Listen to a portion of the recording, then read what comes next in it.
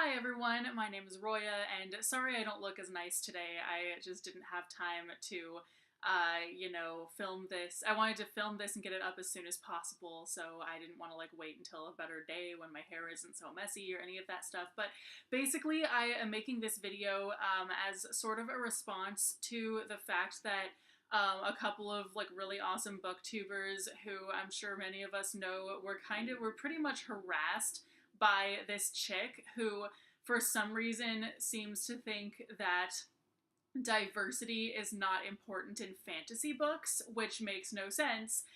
Because most of us on BookTube pretty much would probably be of the opinion that fantasy books are actually the easiest ones to incorporate diversity into, because if you make up the world, you get to make up what kinds of ethnicities would go in it, and it actually improves your world building even.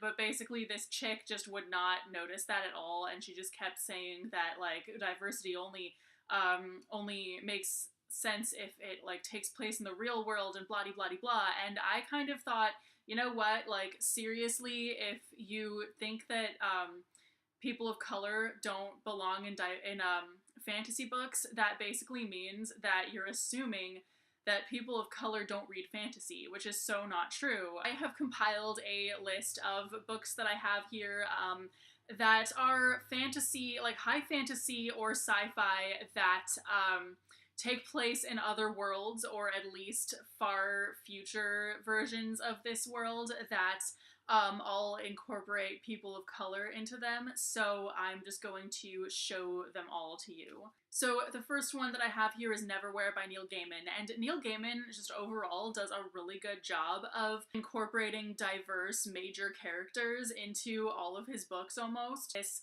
book is about a dude who's in London, and he goes to this parallel world that's underneath London called London Below, and it's a more fantasy-esque world where all kinds of craziness goes on.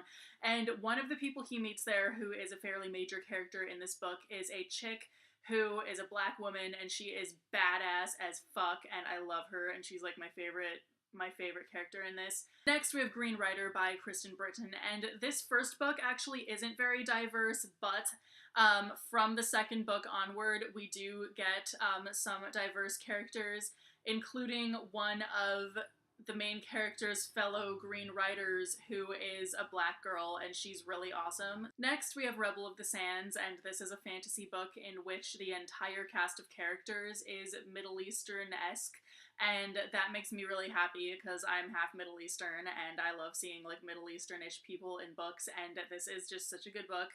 Everyone in it is awesome. We're kind of getting into sci-fi territory a little bit more, but so Acorna by Anne McCaffrey has a bunch of Middle Eastern-ish people, including one of the three dudes who is a main character who raises Acorna. And basically we also get a lot of Asian-esque people in this. And this book isn't even necessarily one that really takes place in a far distant future of our world. It pretty much takes place in more of a just a sci-fi world, basically. Hyperion by Dan Simmons has a Middle Eastern-ish main character and also a couple of Jewish main characters.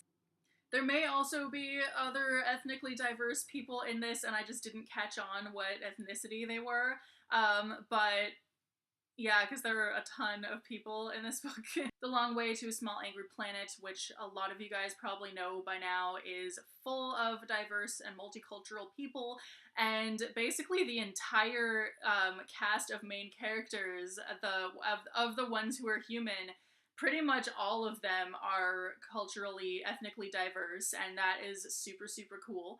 And finally we have The Diabolic, in which the main character's best friend, who is the only other character we really get to know, I think, is black, and that basically means that out of the two characters who we really get to know the most in this book, the one that was not grown in a lab, the one who is actually human, is a black girl, and I think that's pretty cool. Those are only the strictly high fantasy and sci-fi books that don't take place in this world that I have on my shelf. that are culturally diverse, and really I can think of so many others. The Winner's Trilogy by Marie Rukowski is culturally diverse, as is Daughter of Smoke and Bone by Laini Taylor. There are high fantasies all over the place that include people of color, so yeah. So thank you so much for watching. Let me know what your favorite culturally diverse fantasy and or sci-fi is in the comments, and I will see you soon with a new video. Bye!